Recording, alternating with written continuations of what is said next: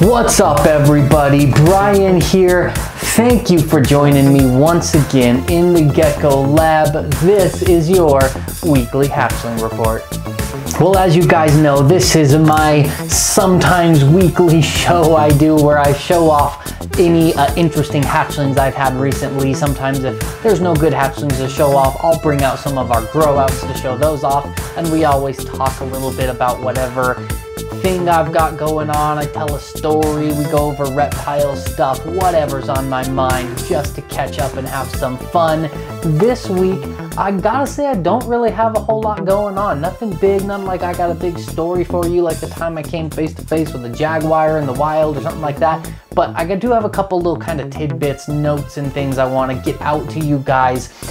First up is the sales. I've been doing these weekly sales, right? So for those of you that have followed me for a long time, historically I would do big sales, like 4 times a year, maybe 5 times a year max, usually 3 to 4 a year, and it would be like 100, 150 geckos all go up for sale all at one time, like I do for Black Friday. A lot of people were in our Black Friday sale this past year, and that's kind of how I always did sales. Black Friday was always the biggest, but I would usually do one in September, one in June, one in April, and one in February, and that was kind of my schedule. So this year I decided to mix it up, and I've been doing weekly sales, which I really wasn't sure if people would like that. I didn't know if it would be successful. I didn't know if it would engage people. I just didn't know. It was totally new. And I gotta say, I'm really loving it. It's going great. You guys have been awesome. The response has been incredible. The geckos are selling well, and even more than selling, just the number of people engaging with us, commenting on the videos,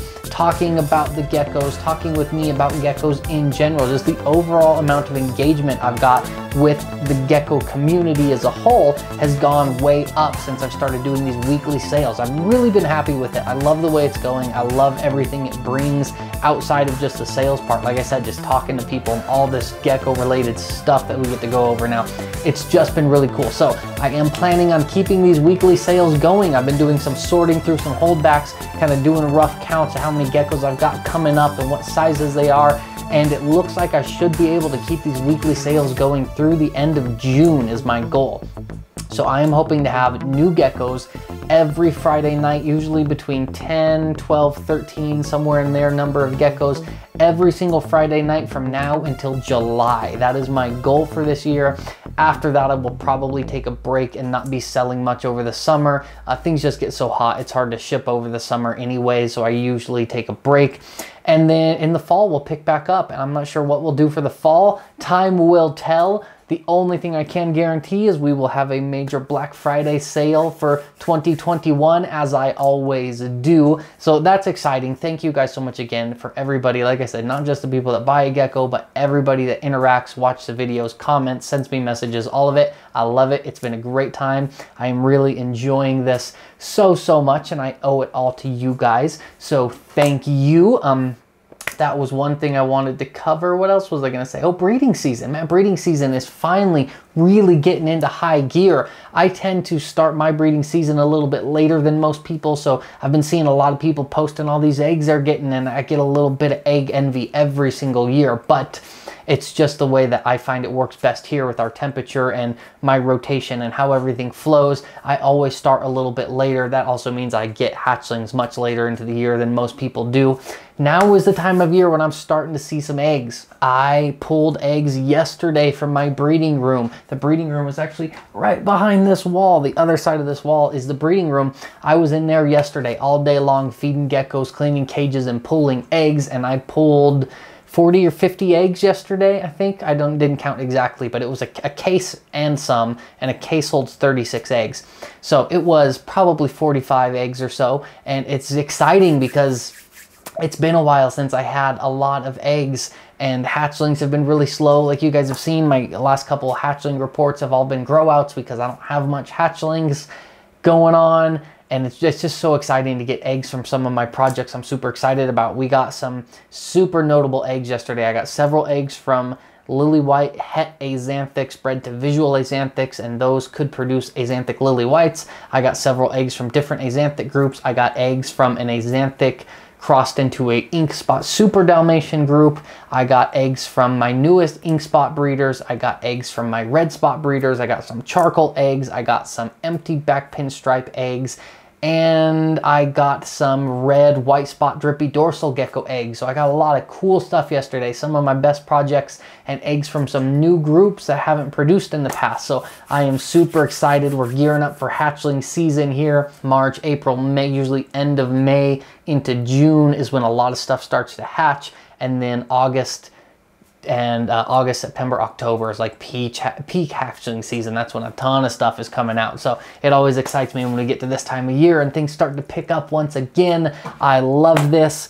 I think that was about it. I don't really have much going on. Like I said, just been kind of going through everything, cleaning cages and picking out new stuff to sell this week. So we are going to look at the hatchlings I've got to show you. We have finally had more hatchlings come out. We get a couple here and there. They trickle out this time of year. So I wait a couple weeks between these reports to have a couple nice ones to show you. And I also let them get, you know, a week or two old because they just look a little bit better like that than they do right out of the egg. So let's get into it.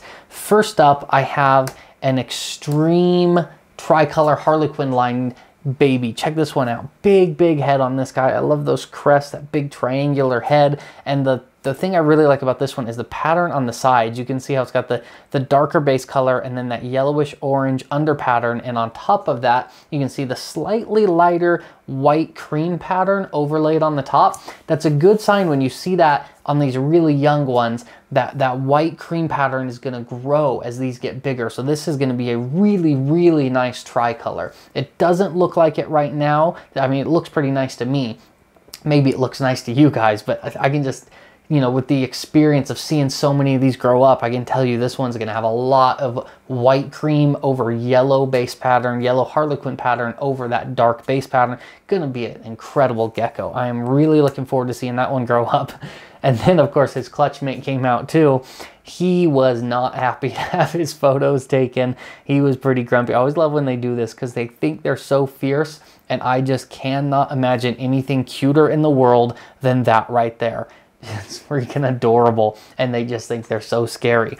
Anyways, this one's a little bit different type of pattern on the side. You can see a lot of that white cream, bolder, more pattern, less of the two-tone tricolor pattern, more of like a white wall cream-sided pattern. Again, that all spreads and grows and gets bigger and bigger as they get older, and they're so much fun to watch, especially when they're grumpy like this guy was. I love that. Next up, we have one from my red. It's such a confusing name. I need to come up with a better name for these breeding groups. I got a few breeding groups. I call them the red white spot groups. It just means that they're red base color with the white spot drippy dorsal trait. Well, when they hatch, the problem with the white spot trait is you can't tell if it's present when they hatch. You really have to grow them up and see if the trait develops. Sort of like Dalmatian spots. You can't tell how many Dalmatian spots a baby will have when it hatches. These are even more sort of incognito when they hatch. So let's take a look at this guy. Giant head again. I am loving those crests. I love the white tips on the crest. Great pattern, great white lateral markings.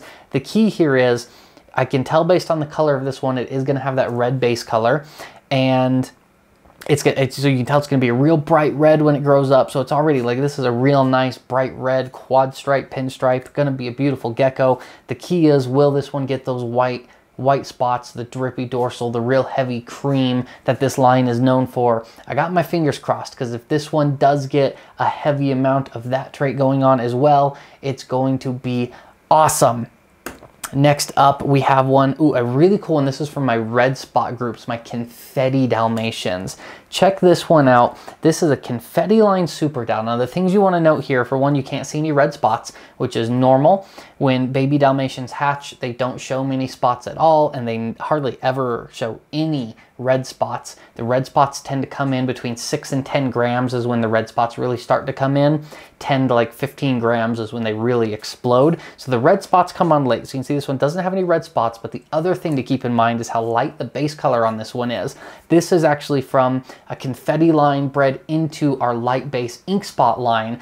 That, again, I'm trying to get those the red spots on a lighter, almost yellow base color gecko, because the red spots on a red base color gecko, they look awesome, but when the geckos fire up, they tend to blend in. So I'm really trying to get those red spots on yellow geckos. I think that would pop so much more.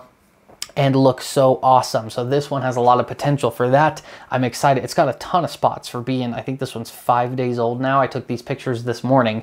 5 days old to have that many spots. It's going to be an incredible Super Dalmatian. I'm hoping the red spots come in the way that they usually do on this line and it keeps this light base color. This is one I've definitely got my eye on. Next up, I have one from another extreme Harlequin project. This one is an offspring of my boy Blow. I love that guy. I've had him for years. I've had several people make offers to buy him. I've considered it and I just can't do it. I love him. He's staying here. And check this kid out. I love the busy pattern on this guy, almost kind of like pixelated looking, like he didn't load properly or something. That's what it looks like to me. Just a ton of pattern on this one. And again, with the Harlequins, that pattern just grows and spreads as they get older. You can particularly see on the back legs how much pattern he has on the back legs. That's a good indicator that he's going to be a highly patterned individual when he grows up. I expect this one to be 90% plus pattern coverage when it grows up, and that real busy back leg is one of those indicators I look at to see kind of what level is this one going to achieve as it grows. So that's another one I've got my eye on.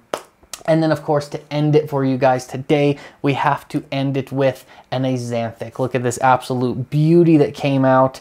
It had some white spots on the back. As you can see, those white dorsal spots are already starting to fade out, but the white highlighted pinstriping will stay. The white on the crest along the side of the head will stay. And ooh, he's got a little bit of shed. I didn't even notice that when I took him out for photos. His back leg has a little bit of shed on it there.